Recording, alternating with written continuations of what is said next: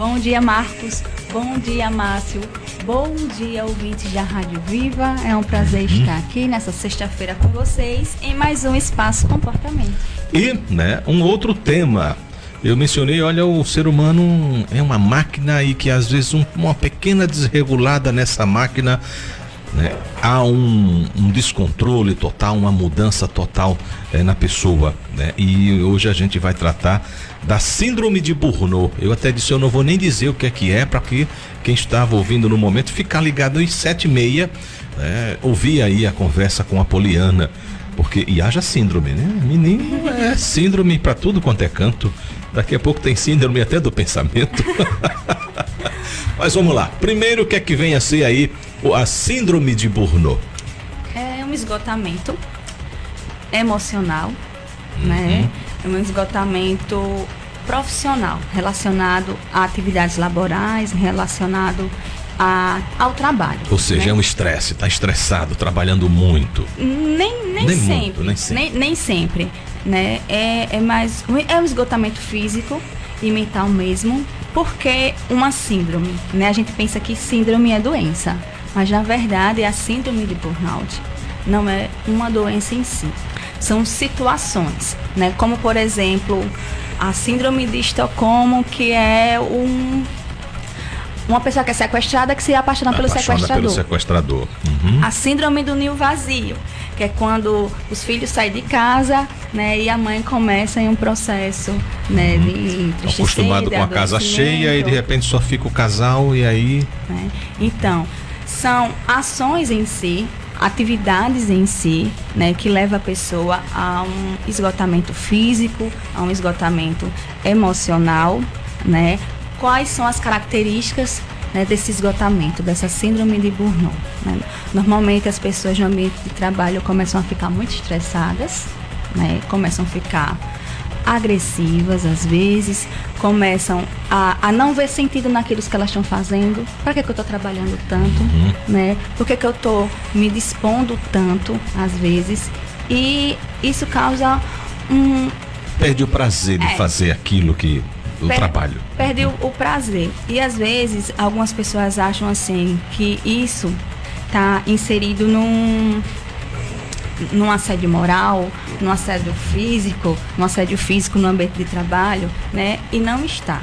Porque realmente um assédio moral é algo muito sério no ambiente de trabalho, que é quando você tem um chefe, ou alguém que trabalha com você, que diminui o seu trabalho, que coloca você para trabalhar demais, além da sua conta, que lhe humilha, Então, isso não depende de você, é uma pessoa de fora que está fazendo isso com você. E isso realmente gera um adoecimento. Mas a síndrome de Burnout, na verdade, tem a ver a nossa percepção sobre o trabalho, E isso depende de cada um. Tipo, eu posso estar num trabalho muito estressante para as outras pessoas, mas para mim... eu estou de boa, estou conseguindo levar, É mais um desafio. Eu conheço pessoas, por exemplo, que se esgotam muito.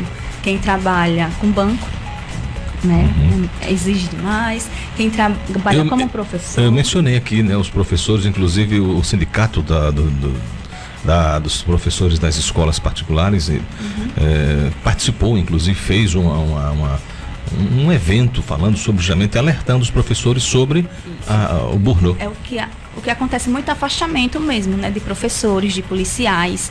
Quem trabalha na área da saúde, principalmente com urgência e emergência, adoece muito. E essa doença, não é uma doença, essa síndrome, ela tem uma característica muito parecida com a depressão, Então, nós, profissionais da área da saúde, nós acabamos acreditando que a síndrome de Burnout, é como se fosse a causa, de uma depressão em um indivíduo.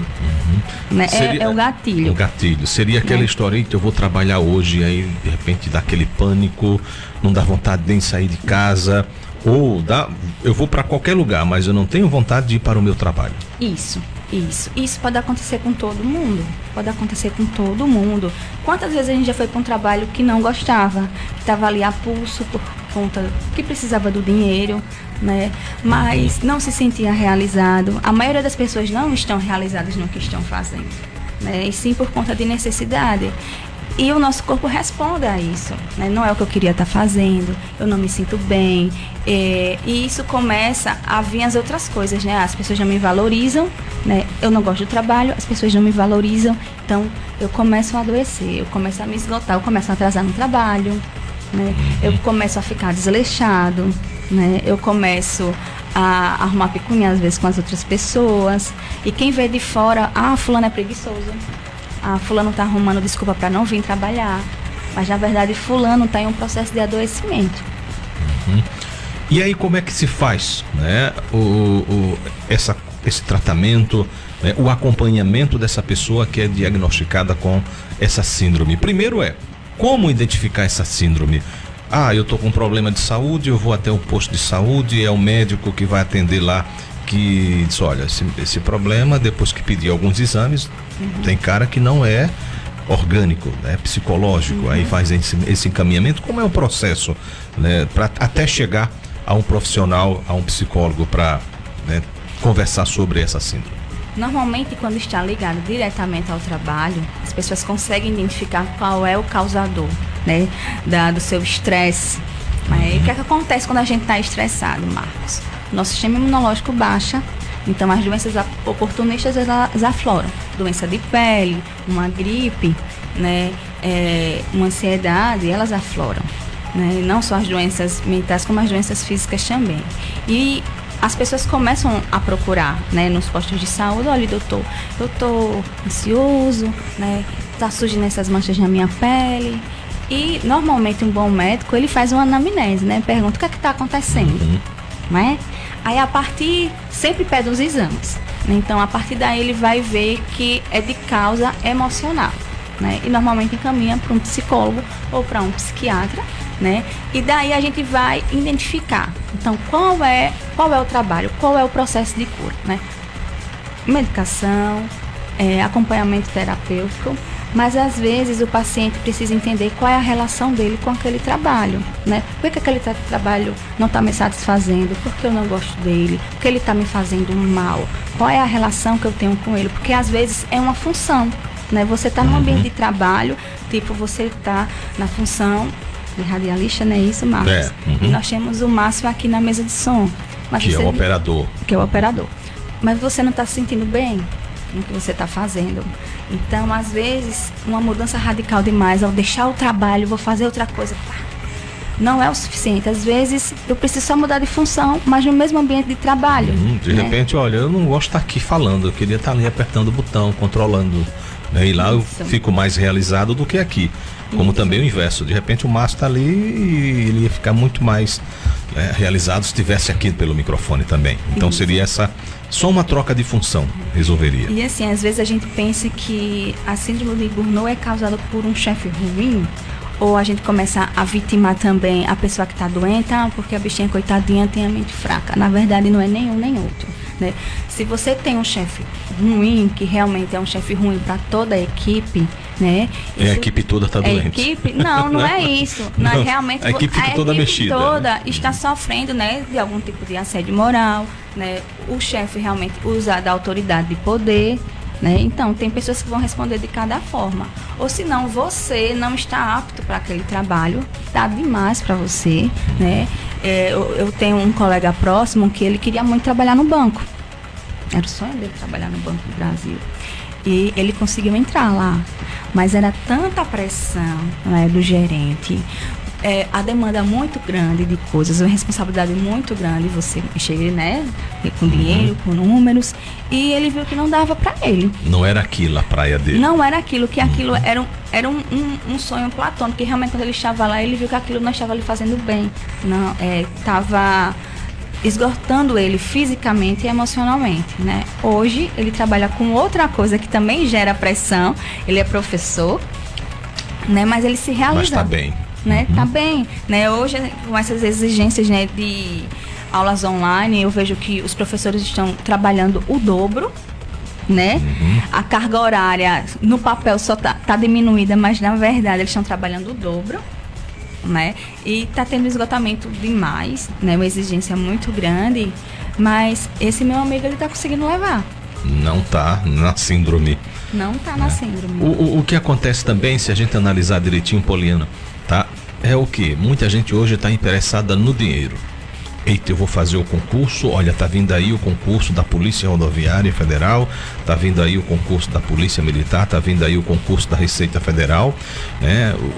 Principalmente os federais que pagam os salários melhores, tá? Mas olha, você vai ser fiscal da Receita Federal, fiscal de renda, é trabalhar com números, é com planilhas, mas eu quero dinheiro, né? E aí você estuda, passa no concurso, quando chega lá, ih, rapaz, foi como aconteceu com seu amigo. Não era isso, não. Eu queria só o dinheiro, mas esse trabalho não está me deixando feliz. Né? E agora? Peço demissão e vou fazer o que eu gosto, mas e o meu padrão de vida? E o meu dinheiro? Né? Como é que eu vou manter esse meu padrão de vida se eu for fazer uma coisa que eu gosto e eu ganho muito menos do que isso? E aí as pessoas continuam... Adoece do mesmo jeito. Do mesmo Marcos. jeito. Porque ele está adoecendo, porque está num ambiente de trabalho que ele não gosta, ele gosta do dinheiro, e está naquela, se, que deixa com aquela sensação de culpa, né, de que eu não estou fazendo nada, né, que minha vida está atrasada, não estou me realizando, então, ou vai ser 8 ou vai ser 80. Ou seja, a síndrome está próxima ali, senão já está nele instalada. Então, precisa haver um tratamento, um acompanhamento, realmente, né? As pessoas precisam se redescobrir, né? Conversar com as pessoas e ver o que é melhor para elas, né? Não é fácil. A gente tá no nosso ambiente de trabalho, a gente sabe, olha, eu não gosto disso, eu não gosto daquilo, isso não me satisfaz, eu só tô aqui porque eu preciso, eu tenho que sustentar a minha casa, e não faz mais nada, só fica nisso. Reclamando, sim. Se você não fizer nada, vai ficar a mesma coisa, né? E querendo ou não, só é você, né, no seu ambiente de trabalho, que está se angustiando, se desgastando, né, tornando o ambiente de trabalho ruim. Então, se você não fizer algo para melhorar a sua relação com o trabalho, né, vai ser complicado, né? Eu mesma já passei por lugares, né, que eu não gostava, que me desgastava muito, e eu me preparei para a saída. Então, eu vou sair, mas antes de sair eu preciso me preparar para outro, eu já preciso ter outro certo. Criar outro espaço. Né? Eu já preciso ter outro certo. Então, olha, já foram em 2 lugares que não aguentei. Foi demais para mim, né? Ambientes pesadíssimos, e eu disse... Já como psicóloga? Já como psicóloga, né? E eu aceitei, olha, é demais para mim, eu realmente não vou ser uma boa profissional estando aqui, porque eu preciso saber o meu limite. Então, eu fiz o que eu conseguia fazer no ambiente de trabalho, e nisso eu já estava procurando outras coisas, né? Quando eu já estava com outra coisa certa, que me realizava, aí eu pedi demissão. Eu pergunto isso porque às vezes as pessoas pensam, não, mas a psicóloga não tem problema, né? Ela já é profissional, imagina, já sabe e vai fugir das síndromes, dos problemas que vão surgir, né? Mas não, é uma profissional, está suscetível também da mesma forma que um outro profissional. Isso. Tá? A gente precisa aprender quais são os nossos limites. Tipo, eu sei que tem coisa que não dá para mim. Tipo, eu sei que tem certos casos com determinados pacientes que eu não vou poder dar conta, porque é demais para mim. Então, eu caminho para as pessoas, né? Tem ambiente de trabalho, tipo, trabalhar num presídio para mim, né, pesadíssimo. Eu, sinceramente, não dá, né? Trabalhar em comunidades terapêuticas, né, realmente eu acho pesado para mim. Então, eu preciso... E já para outro profissional, não, olha, eu adoro, eu me sinto bem, eu estou satisfeito naquele espaço. Então, cada pessoa, cada um é cada um, não é uma forma genérica para todos, né? Não é como se fosse uma receita para todo mundo, né? Então, outra coisa, é diferenciado. A quantidade de trabalho também. Às vezes a gente tem 3 empregos, né? Eu já cheguei a ter 4. Como você, logo na nossa primeira conversa, então a gente não vive, então tem um esgotamento físico, isso vai para o esgotamento mental, e a gente se vê, oxe, eu sou o quê? Eu sou um motorzinho, né, que só trabalha, eu tô trabalhando tanto pra quê? Né, certo, eu tenho a minha filha, né, que é para sustentar, tenho a minha casa, mas eu não tô nem usufruindo tempo com ela, e a nossa mente percebe isso e fica dando sinais, né? Fica dando sinais, olha, Marcos, algo de errado não está certo, e a gente insistindo. Então, às vezes a gente ganha menos, mas está se sentindo bem, está se sentindo realizado. né? E às vezes isso vale mais do que dinheiro. Eu sempre coloco o seguinte, olha, se você chega um domingo, aí você vai dizer, eita, amanhã tem aquele trabalho terrível, né? Vou para aquela porcaria daquele emprego, eu não gosto de onde eu vou, então não tem, alguma coisa tá errada ali, né? É o meu comodismo, né? Comodismo, tipo, a gente né? fica reclamando e não muda. Pronto. Aí o bom assim, quando você está satisfeito com o seu trabalho, você acorda no outro dia quebrado, só o caquinho, mas olha, tá ali, eu queria dormir mais um pouquinho porque tá cansado. Mas você levanta e vai trabalhar sem reclamar, dizendo, aquela porcaria daquele trabalho, eu não queria estar lá hoje. Não, né? Você faz quando você gosta, não tem isso. Você tá cansado, tá? O resto, mas você vem, você faz. Eu perguntei a esse meu amigo, que tá agora, né, nessa correria das aulas online, como é que você tá fazendo para não pirar? Aí ele, primeiro, eu estou agradecendo pelo meu trabalho, né, agradecendo a Deus por ter um trabalho, né, não é o trabalho dos meus sonhos ainda, mas eu gosto do que faço e me dedico. E faço aquilo que dá para mim, Poliana. Eu aprendi a dizer não para coordenador, aprendi a dizer não para diretor, né? E quando eu comecei a me impor no meu trabalho, né, as pessoas começaram a me respeitar mais e eu passei a me respeitar como profissional, né? Então isso ajudou muito, né? E isso é em toda a área, né? Toda a área. O grande problema dessas aulas presenciais, né, é que existiam profissionais que não tinham contato nenhum. Tá? Era só sala de aula, quadro, escrever, quando muito um trabalho colocava num data show, um PowerPoint, um outro tipo de aula, né? E aí de repente, olha, não tenho sala de aula, todo mundo agora tem que gravar um material, ou seja, ele já teve um trabalho maior de transportar e refazer aquele material dele em sala de aula para ele conseguir colocar uma aula, né? E cansa pela internet. Muito mais uma aula pela internet, né? Eu tenho momentos também online e a gente cansa muito mais. Uma hora online de aula é como se valesse pelas 4 horas que a gente passava em sala de aula, né? Porque a gente fica tensa, a gente começa a olhar o que as pessoas estão vendo, o que eu estou fazendo, e eu tenho que fazer coisas para preencher esse espaço de tempo, e será que a outra pessoa está prestando atenção e tá lá? Eu tenho que fazer aulas dinâmicas e que tem a ver com a pedagogia, então exigiu muito mais. Então teve professor que não aguentou, né? Então qualquer ambiente de trabalho, se vem um novo de uma vez, ou a gente se adapta, né? Sabendo o que dá pra gente e o que não dá, ou a gente acaba adoecendo, né? Ou acaba empurrando com a barriga, o que é pior. Com certeza. Então, para que você não tenha síndrome de Burnout, tá? Olha, tenha prazer no que você faz. Primeiro, acima de tudo. Respeite seu trabalho, né? Se respeite primeiro, que às vezes não é fácil. A gente tá, sei lá, com uns 45, 50 anos e tá naquele trabalho estressante, aquele trabalho que a gente tá indo só por ir, e pode estar me ouvindo agora e dizendo, sim, é fácil para ela, né, falar, né, ela não é ela que tem 2 filhos, 3 filhos, não tem isso, tem aquilo outro. Não tem aluguel para pagar, né, não tem filho, tá aqui, se ela quiser sair, ela sai, então, se ela estivesse no meu lugar, né, eu fico certo, enquanto você tá aí se remoendo, quem tá só sofrendo é você.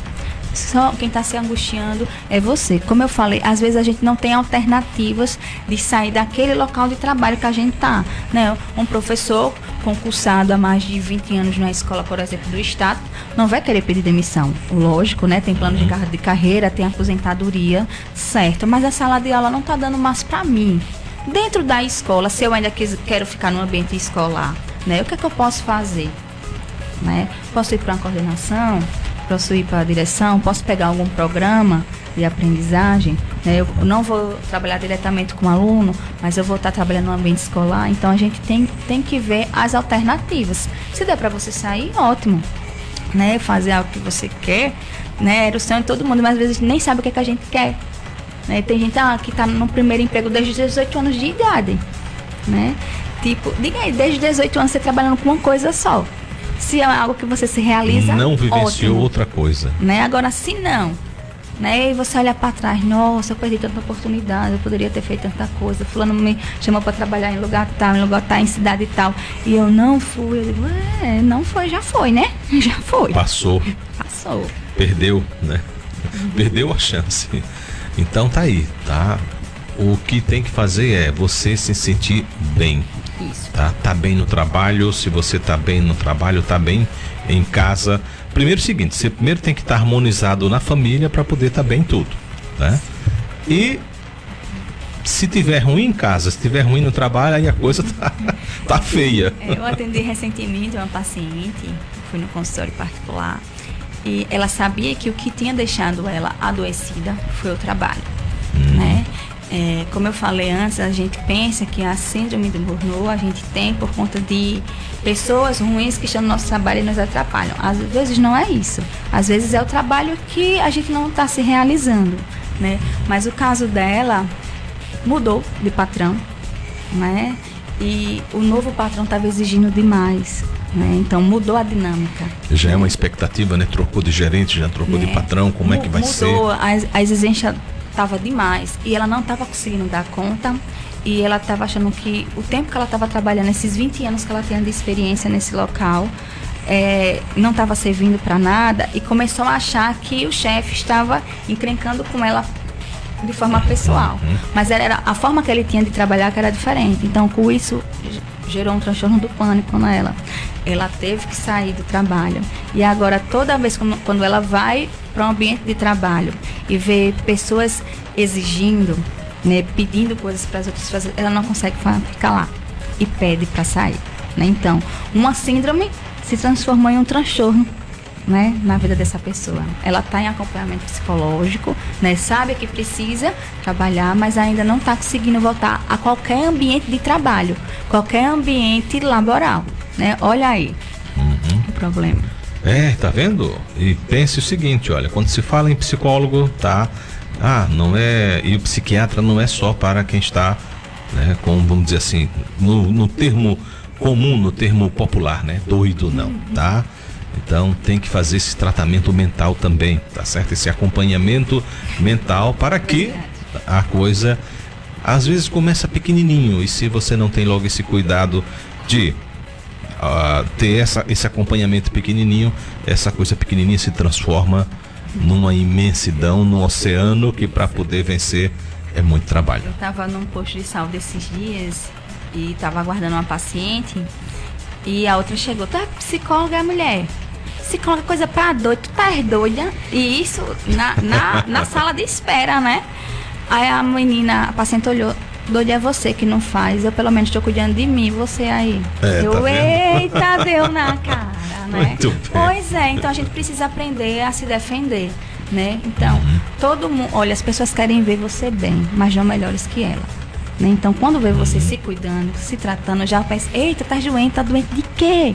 Eita, vai morrer, eita, não sei o quê, eita, vai pro psicólogo, eita, tá doido. Não, é as pessoas se cuidando, pessoas se tratando, né? Pior é você que fica julgando e não vai se cuidar, né? Tá aí com a pressão alta, tá aí com dor de cabeça, não vai no médico, não vai medir uma pressão, né? Vou procurar doença?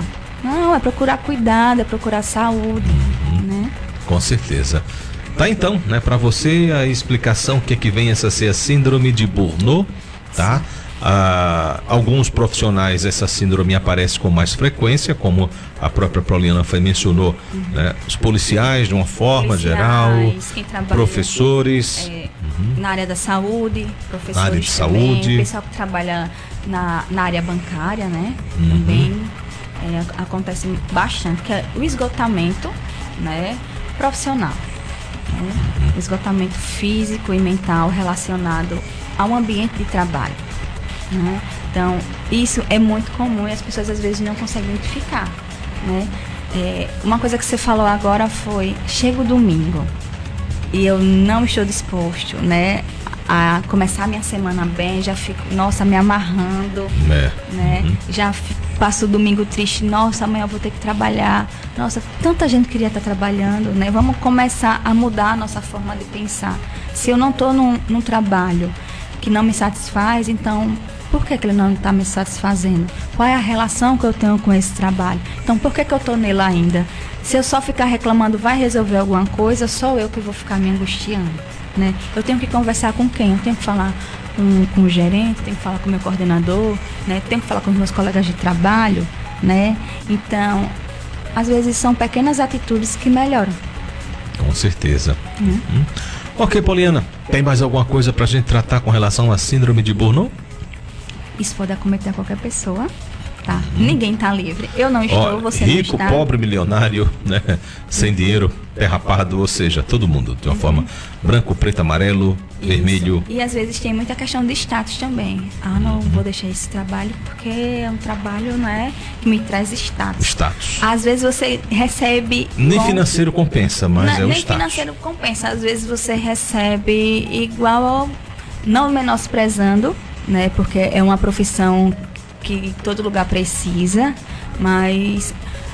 Auxiliar de limpeza. Um auxiliar de limpeza, um gari, às vezes recebe igual uma pessoa que está lá toda engomadinha no escritório, né? Recebe R$1.500 e uma pessoa que vai trabalhar no escritório, que tem que estar todo dia com a roupa bonita, está recebendo lá o mesmo valor, mas é o status. Gasta muito em roupa, né? Para poder manter. É o manter status, é para manter, então eu não vou largar, né? Porque as pessoas vão achar o quê? Que eu sou a coordenadora ou coordenador do setor tal da empresa tal. Não, muito isso, você falou ótimo. Coordenação, eu vejo muito, né, principalmente no ambiente escolar, os coordenadores se desgastando, os diretores se desgastando, adoecendo, e às vezes o incentivo que eles recebem é tão pouco, tipo R$200 a mais no salário, né, para um trabalho de extrema responsabilidade. Eu digo sempre, olha, seja uma orelha seca, mas seja feliz. Né? Então, olha, o que é que você é, Paulo? Quem ganha menos aqui sou eu, mas eu sou feliz, sou bem de vida, né? Dá para viver, eu consigo viver com o que eu tenho.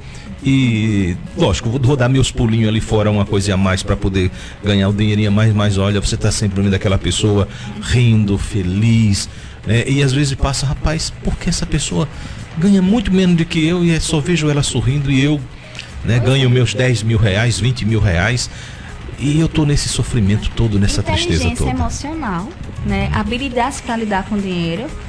Você falou uma coisa muito certa agora. Tem gente que recebe um salário mínimo, tem sua casinha, né? Consegue manter sua controladíssimo. Controladíssimo. E tem gente que recebe 5, 10 mil, recebe hoje, amanhã não tem mais nada, gastou com besteira e acaba pegando o dinheiro com a agiota, uma coisa, de repente está o problema. Olha o transtorno aí, né?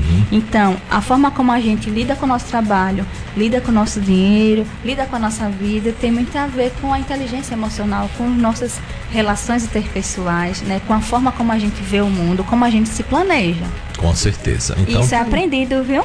Não tem idade não para aprender. Tem não. Isso não aí, se idade. Você não aprendeu, aí o tempo vai ensinando, né? É uma porrada, aí você vai aprendendo. Outra porrada, você vai aprendendo. Pois é. Ok, então, Poliana, até a próxima sexta-feira. Até, muito obrigada. Se Deus quiser, né? Boa sexta-feira a todos, né? É um prazer estar aqui. É um espaço comportamento que é um espaço aberto também para toda a comunidade. Eu esqueci até de mencionar. Quem quiser participar pelo WhatsApp, né? Esqueci hoje de mencionar. Sugestões ou querendo participar aqui do programa, tá? E até a próxima. Até a próxima. Tudo de bom. E olha, essa conversa de hoje, tá? A Poliana, inclusive, grava, né? E depois edita e coloca no canal dela do Instagram. Instagram, Facebook, YouTube. É o Psi Poliana Barros. Né? Psi Poliana Barros. Isso. Tanto no Instagram, tanto no Facebook, como no YouTube. Me sigam nas minhas redes sociais, que sempre vai estar lá gravado aqui os nossos momentos e outras coisinhas mais bem interessantes relacionadas à psicologia. Com certeza. Tudo de bom para você, um bom fim de semana, tá? Obrigada. Tá, então, a psicóloga Poliana Lima Barros, aqui do nosso quadro, do nosso Espaço Comportamento.